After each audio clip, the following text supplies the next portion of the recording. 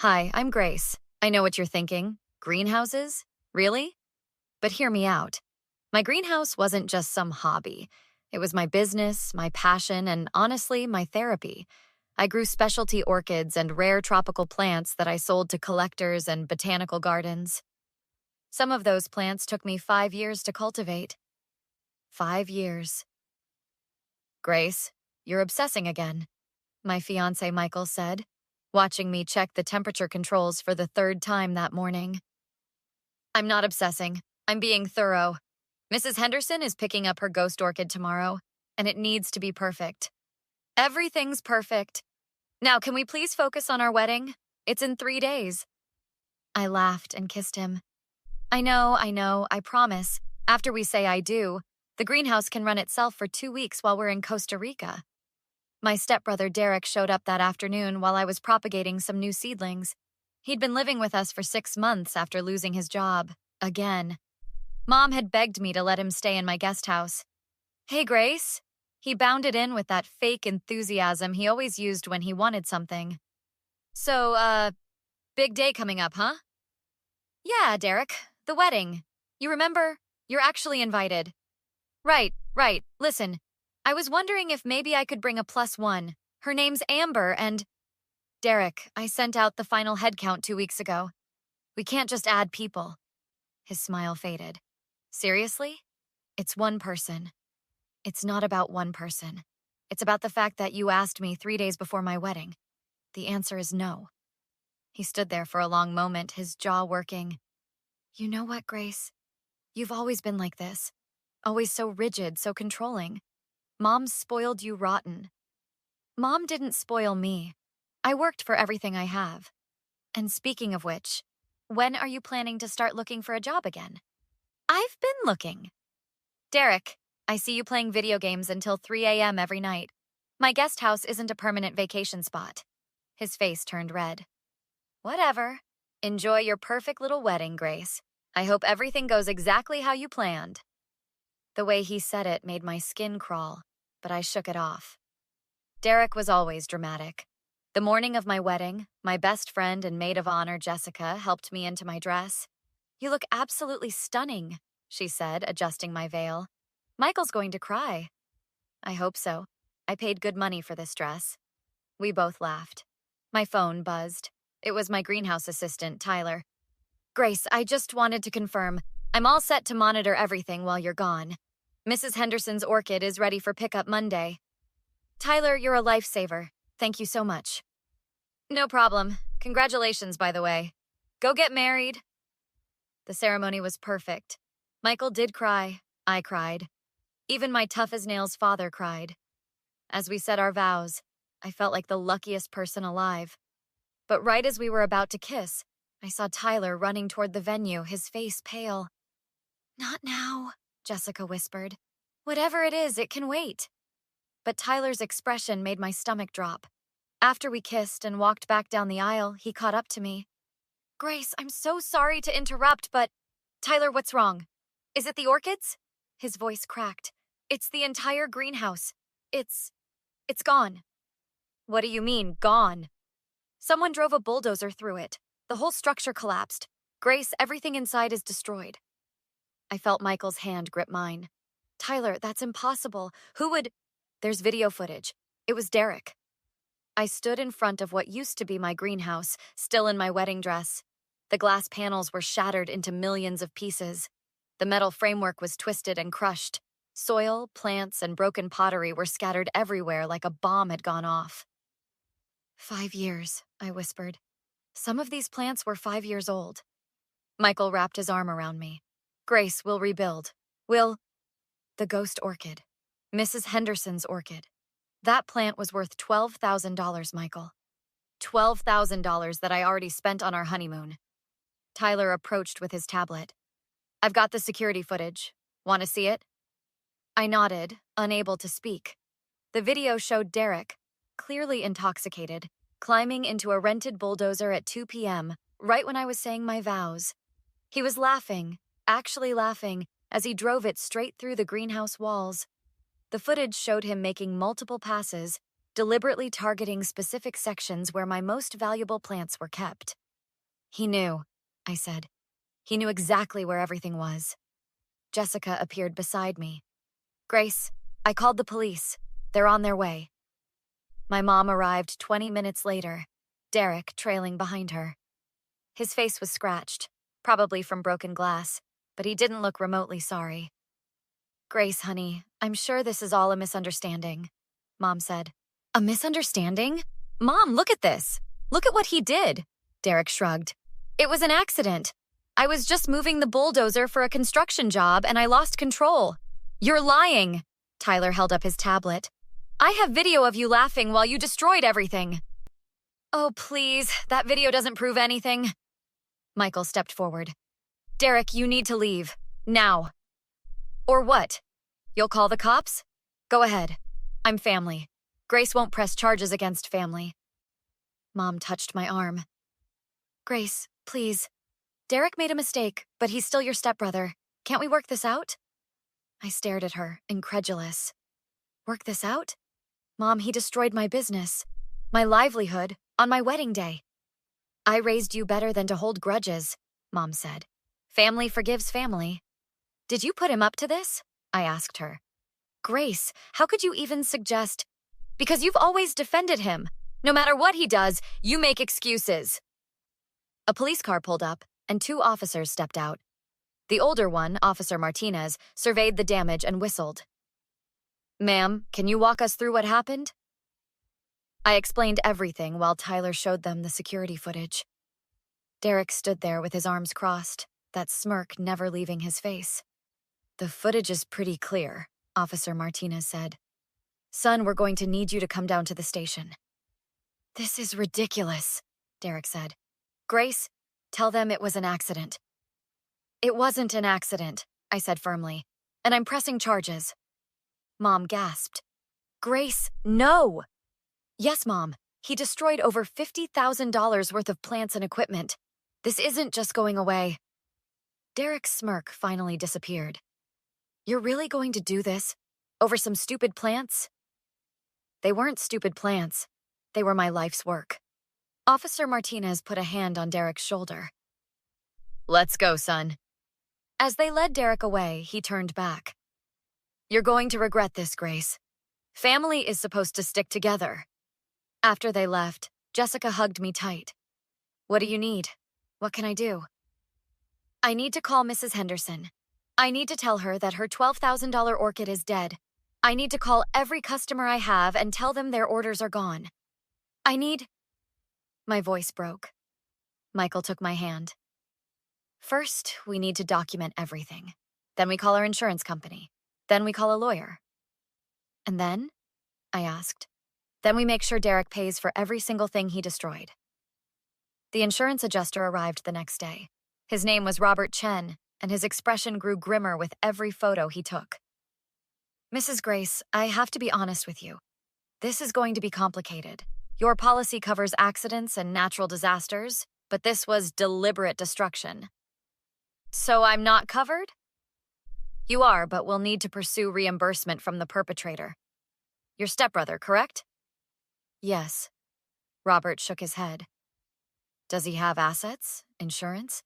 Anything we can actually collect from? Tyler snorted. He's been unemployed for 6 months and living in Grace's guest house. Then this will be difficult. You'll get your claim, but recovery will take time. Mrs. Henderson called that afternoon. I'd been dreading it. Grace, dear, I'm calling about my ghost orchid. Is it ready for pickup? I closed my eyes. Mrs. Henderson, I have terrible news. There was an incident at my greenhouse and your orchid was destroyed. Silence. Then, destroyed? Grace, I've been waiting 3 years for that plant. I already have the display case built. I know. I'm so sorry. I'll refund your deposit immediately. The deposit? Grace, I want the plant. Do you have any idea how rare ghost orchids are? I do, which is why I'm devastated about this. But there's nothing I can do. My entire inventory is gone. I don't accept this. I'll be speaking to my lawyer. She hung up. Over the next week, I lost 6 other major clients. Word spread fast in the botanical community that I couldn't fulfill orders. My reputation was being destroyed along with my business. The preliminary hearing was scheduled for 2 weeks later. Derek showed up with Mom, who'd apparently hired him a lawyer, using her retirement savings. "Grace, please," Mom begged me outside the courtroom. "Drop the charges. Derek said he's sorry." "When did he say that, Mom? Because I haven't heard a single apology." Derek stepped forward. His lawyer must have coached him because his whole demeanor had changed. "Grace, I'm sorry. I was drunk, and I made a terrible mistake. I never meant to hurt you." "You're only sorry because you're facing consequences." "No, I'm genuinely sorry. Look, I'll pay you back. Every penny." "With what money, Derek? You don't have a job." "I'll get one. I'll work it off. Please, Grace, don't do this." Michael stepped between us. "Derek, you had 2 weeks to apologize. You only care now because you might go to jail." "This is all your fault," Derek suddenly shouted, his mask slipping. "You turned Grace against me. She was never like this before you came along." "Don't blame Michael for your choices," I said. The lawyer touched Derek's arm. "Derek, let's go inside." In the courtroom, the prosecutor presented the security footage. Watching it again made my stomach turn. Derek's laughter as he demolished my greenhouse was crystal clear. The judge, a stern woman named Judge Patricia Yates, watched the entire video in silence. "Mr. Derek Thompson, how do you plead to the charges of criminal mischief and destruction of property?" Derek's lawyer stood. "Not guilty, Your Honor. My client was intoxicated and didn't understand the consequences of his actions." Judge Yates raised an eyebrow. "The video shows premeditation. He made multiple passes through the structure targeting specific areas." "Your Honor, my client is willing to enter an alcohol treatment program.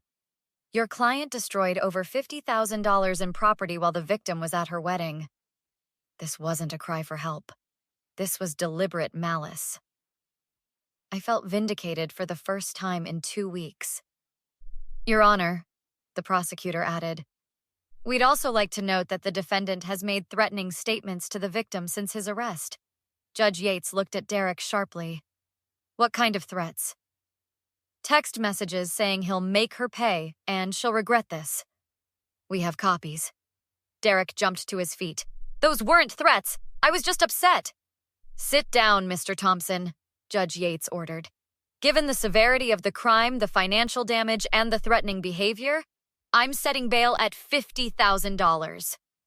Mom gasped. "Your Honor, we can't afford that." "Then Mr. Thompson will remain in custody until trial." As they led Derek away, he stared at me with pure hatred. "You're destroying this family, Grace. I hope you're happy." I met his eyes. "I'm not the one who destroyed anything, Derek." The trial took 3 months to begin. During that time, I worked 16-hour days trying to salvage my business. Michael helped me clear the debris and start rebuilding, using money from our honeymoon fund. "We can go to Costa Rica next year," he said. "Right now, this is more important." Jessica organized a crowdfunding campaign that raised $15,000. Tyler worked overtime helping me source new plants and contact old clients. "Mrs. Henderson's been telling everyone you're unreliable," Tyler said one day. "But I think people are starting to understand what really happened." The day of the trial, the courtroom was packed. Several of my former clients showed up to testify about their financial losses. The prosecutor called Mrs. Henderson first. "Mrs. Henderson, can you explain the impact of losing your ghost orchid?" I'd invested $12,000 and 3 years of waiting. When Grace couldn't deliver, I had to explain to my board of directors why our botanical garden's centerpiece exhibit was empty. It was humiliating. Derek's lawyer cross-examined her. "But Miss Grace refunded your deposit, correct?" "The deposit was only $3,000. I lost the opportunity cost, the display investment, and my reputation." When I took the stand, the prosecutor walked me through everything. The years of work, the careful cultivation, the business I'd built from nothing. "Grace, how has this affected you personally?" "I almost lost my business entirely. My reputation was damaged. But worse than that, my own mother defended Derek instead of me. That betrayal hurt more than anything." Derek's lawyer tried to paint me as vindictive. Isn't it true that you refused to let Mr. Thompson bring a date to your wedding? I refused to add an unexpected guest 3 days before my wedding, yes. And isn't it true you threatened to evict him? I suggested he might need to find his own place if he didn't start looking for work. That's not a threat. That's reality. The defense called Mom to testify. She looked exhausted, older than I'd ever seen her. Mrs. Thompson, you're Derek's mother, correct? Yes. Do you believe Derek intended to hurt Grace?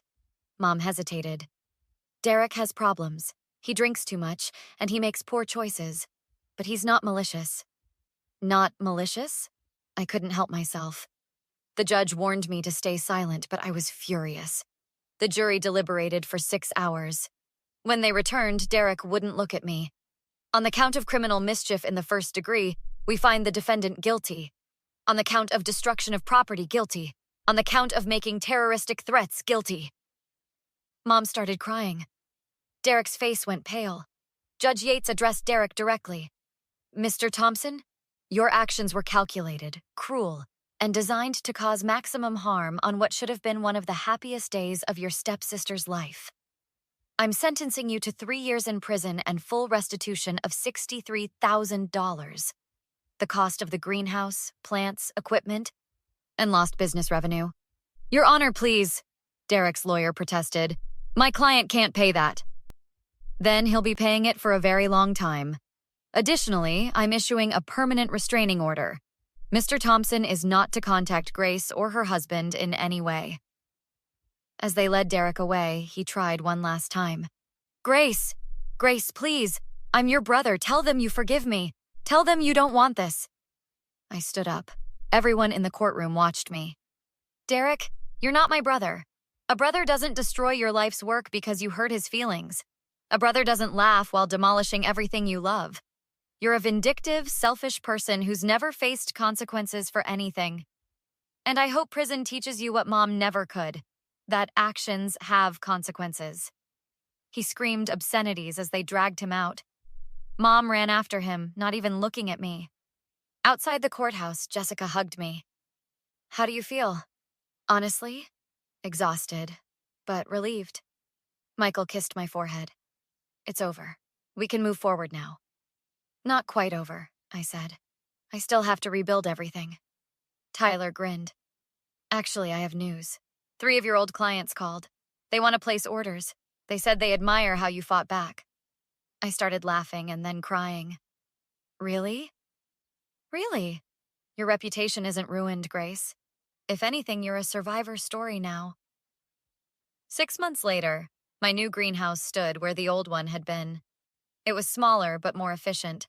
I'd lost some rare specimens forever, but I'd also discovered new varieties to cultivate.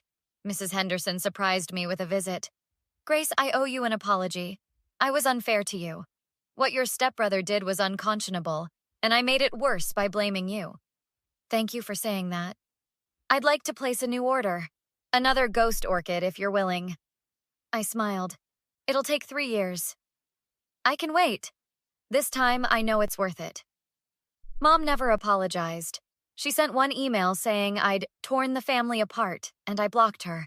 Some betrayals you don't forgive, and some people don't deserve second chances. Michael and I finally took that honeymoon to Costa Rica.